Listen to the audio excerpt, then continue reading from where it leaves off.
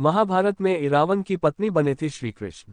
अर्जुन और नागन्या उलूपी के मिलन से अर्जुन को एक वीरवार पुत्र मिला जिसका नाम इरावान रखा गया।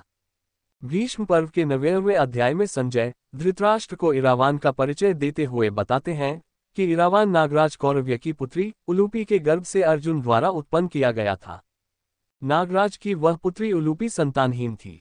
उसके मनोनीत पति को गरुड़ ने मार डाला था, जिससे वह अत्यंत दीन एवं दयनीय हो रही थी।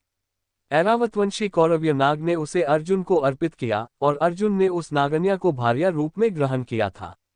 इस प्रकार अर्जुन पुत्र उत्पन्न हुआ था। इरावान सदा मानुकुल में रहा।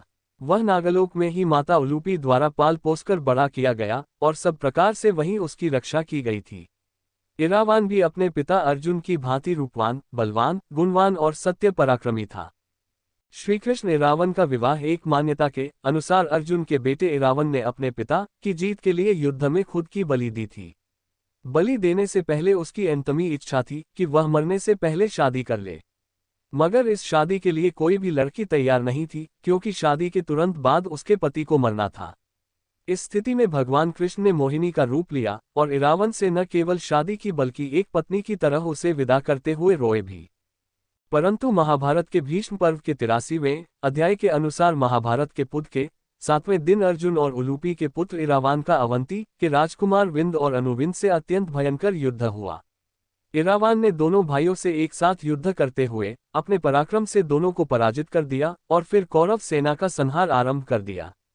भीष्म पर्व 91वें अध्याय के अनुसार 8वें दिन जब सुबलपुत्र शकुनी और कृतवर्मा ने पांडवों की सेना पर आक्रमण किया, तब अनेक सुंदर घोड़े और बहुत बड़ी सेना द्वारा सब ओर से घिरे हुए शत्रुओं को संताप देने वाले अर्जुन के बलवान पुत्र इरावान ने हर्ष में भरकर रणभूमि में कौरवों की सेना पर आक्रमण कर प्रत्युत्तर दिया।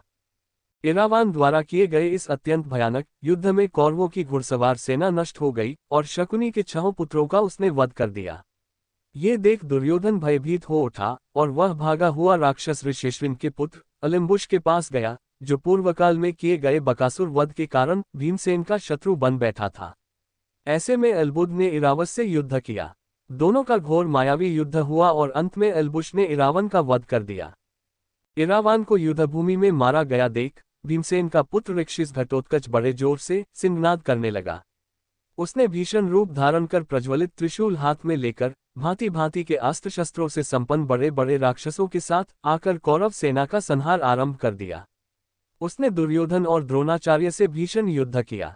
घटोत्कच और भीमसेन ने भयानक युद्ध किया और खुद भीमसेन ने उसी दिन धृतराष्ट्र के 9 पुत्रों का वध कर इरावान की मृत्यु का प्रतिशोध ले लिया। किन्नरों के देवता इरावन। वर्तमान में कुछ क्षेत्रों में किन्नरों द्वारा इरावन की पूजा की जाती है। वर्ष में एक दिन ऐसा भी आता जब किन्नर रंग बिरंगी साड़ियां पहनकर और अपने जूड़े को चमेली के फूलों से सजाकर इरावन से शादी करती है। हालांकि यह विवाह मात्र एक दिन के लिए होता है। अगले दिन इरावन देवता की मौत के साथ ही उनका वैवाहिक जीवन खत्म हो जाता है। मान्यता है कि इसी दिन इरावन की महाभारत के युद्ध में मौत हो गई थी।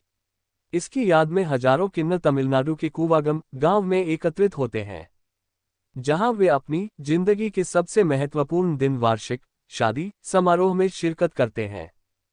पौराणिक मान्यता अनुसार भगवान कृष्ण ने औरत का रूप धारण कर नाग राजकुमार इरावन से शादी की थी।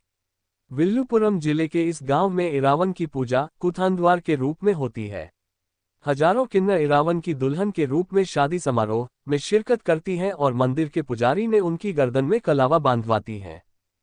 मान्यता अनुसार महाभारत युद्ध में एक समय ऐसा आता है जब पांडवों को अपनी जीत के लिए मां काली के चरणों में स्वैच्छिक रूप से किसी पुरुष की बलि हेतु एक राजकुमार की जरूरत पड़ती है।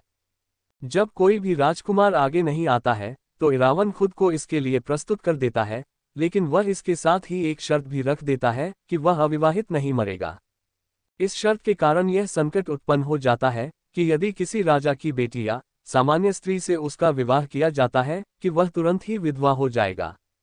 ऐसे में कोई भी पिता इरावन से अपनी बेटी के विवाह के लिए तैयार नहीं होता है। तब भगवान कृष्ण स्वयं मोहिनी रूप में इरावन से विवाह करते हैं। इसके बाद इरावन अपने हाथों से अपना शीश मां काली के चरणों में अर्पित कर देता है। इरावन की मृत्यु के पश्चात कृष्ण उसी मोहिनी रूप में काफी देर तक उसकी मृत्यु का विलाप भी करते हैं। अब चूंकि कृष्ण पुरुष होते हुए स्त्री रूप में इरावन से शादी रचाते हैं, इसलिए किन्नर, जो कि स्त्री रूप में पुरुष माने जाते हैं, वह भी इरावन से एक रात की शादी रचाते हैं और उन्हें अपना आराध्य देव मानते हैं। लेकिन ये कथा कितनी सच है ये कोई नहीं जानता, क्योंकि महाभारत में तो इरावन की मौत के राज कुछ और ही है। इरावन का मंदिर नागराज कौरव्य की पुत्री नागन्या उलूपी और अर्जुन का पुत्र इरावन था।